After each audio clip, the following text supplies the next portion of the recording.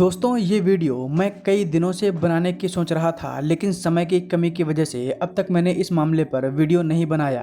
कुछ और चीज़ें भी थीं जिनका मैं इंतजार कर रहा था, लेकिन अब फाइनली मुझे लगता है कि आपको भी ये जानकारी मिलनी चाहिए। दोस्तों, पुतिन, जिन्हें भारत में हर एक नागरिक जानता है, भारत और रूस की दोस्ती की जब बात होती है तब व्लादिमीर पुतिन का चेहरा सभी के दिमाग में होता है। मेरा जब से जन्म हुआ है तब से मैंने आज तक व्लादिमीर पुतिन को ही रूस की सत्ता में देखा है। मुझे लगता है कि दुनिया में अभी जितने भी नेता हैं उसमें कोई ऐसा नहीं है जो पुतिन की टक्कर का हो, लेकिन अब ऐसा लग रहा है कि व्लादिमीर पुतिन का अंत करीब आ गया है। रूस और दुनिया में बहुत बड़ा उलटफेर देखने को मिल सकता है। चीन ने तो इसकी तैयारी भी करनी शुरू कर दी है। पूरी खबर क्या है, आइए आपको इस वीडियो में विस्तार में बताते हैं। दोस्तों, भारत में पिछले 30 सालों में कई प्राइम मिनिस्टर बदल चुके हैं, लेकिन अगर आप रूस में देखें तो व्लादिमीर पुतिन की फोटो आपको अटल बिहारी वाजपेयी, मनमोहन सिंह और पीएम मोदी के साथ देखने को मिलेगी। व्लादिमीर पुतिन ने रूस को इतने अच्छे तरीके से संभाल रखा था जिसकी वजह से वो पिछले 30 सालों से रूस को लीड कर रहे हैं। लेकिन अब पुतिन का ये युग खत्म होने की तरफ है। दुनिया में कई ऐसी रिपोर्ट पब्लिश हुई हैं जिनमें कहा गया है कि साल के आखिरी तक व्लादिमीर पुतिन रूस की सत्ता में नहीं रहेंगे। पुतिन की या तो मौत हो जाएगी या फिर रूस की जनता पुतिन को सत्ता से उखाड़ फेंकेगी। कुछ भी हो सकता है। लेकिन अब आप में से कई लोग ये सोच रहे होंगे कि रूस में अचानक ऐसा क्या हो गया। तो आपको बता दें कि यूक्रेन का जो युद्ध है वो व्लादिमीर पुतिन को लेकर डूब गया है। यूक्रेन पर हमले से पहले रूस एक अलग ही लेवल पर था।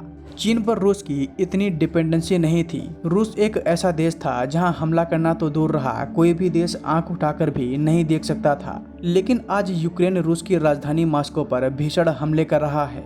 रूस एक तरह से चाइना की एक कॉलोनी बनकर रह गया है। पुतिन का जो अवैध किला था उसे यूक्रेन ने ढहा दिया है।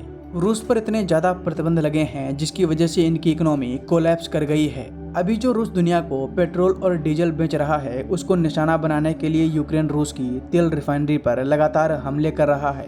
आज कंडीशन ऐसी है कि रूस के पास अपना तेल रिफाइन करने की क्षमता बहुत ज्यादा कम हो गई है। व्लादिमीर पुतिन इस युद्ध में बहुत बुरी तरीके से फंसे हैं। कई जानकारों का मानना है कि अगर रूस को युद्ध जीतना है तो रूस को परमाणु हथियारों का इस्तेमाल करना होगा, लेकिन ये करना व्लादिमीर पुतिन के लिए बहुत मुश्किल है। इससे दुनिया में जो भी रूस समर्थित कुछ एक देश बचे हैं वो व्लादिमीर पुतिन के खिलाफ चले जाएंगे। चीन ने रूस को तो चेतावनी दे रखी है कि आप यूक्रेन पर परमाणु हथियार का इस्तेमाल ना कर लेना। ऐसे में व्लादिमीर पुतिन करें तो करें क्या। चीन में तो उनकी सरकार ने पूरी तैयारी कर ली है कि जब व्लादिमीर पुतिन रूस की सत्ता में नहीं होंगे तब चीन रूस के साथ अपने संबंधों को कैसे लेकर चलेगा। इसको लेकर हाल ही में कई रिपोर्ट भी पब्लिश हुई हैं। अगर रूस में पुतिन सत्ता से गए तो भारत पर भी इसका बड़ा असर देखने को मिल सकता है। पुतिन के जाने के बाद आप देखेंगे कि रूस की मिलिट्री में सडन बहुत तेजी से गिरावट आएगी। जो दुनिया भर में मिलिट्री को लेकर रिपोर्ट्स पब्लिश होती हैं उसमें भारत और चीन रूस को ओवरटेक कर लेंगे। हालांकि अब देखना ये होगा कि पुतिन रूस की सत्ता से जाते हैं या नहीं, इसका भारत पर क्या असर होगा। दोस्तों, इस पूरे मामले पर आपका क्या कहना है हमें कमेंट बॉक्स में जरूर बताएं। और हाँ, यहाँ पर आपसे एक रिक्वेस्ट है, एक वीडियो बनाने में रिसर्च से लेकर एडिटिंग तक कई घंटे लग जाते हैं, इसलिए अगर आप हमें सपोर्ट करना चाहते हैं तो इस क्यूआर कोड के जरिए कर सकते हैं।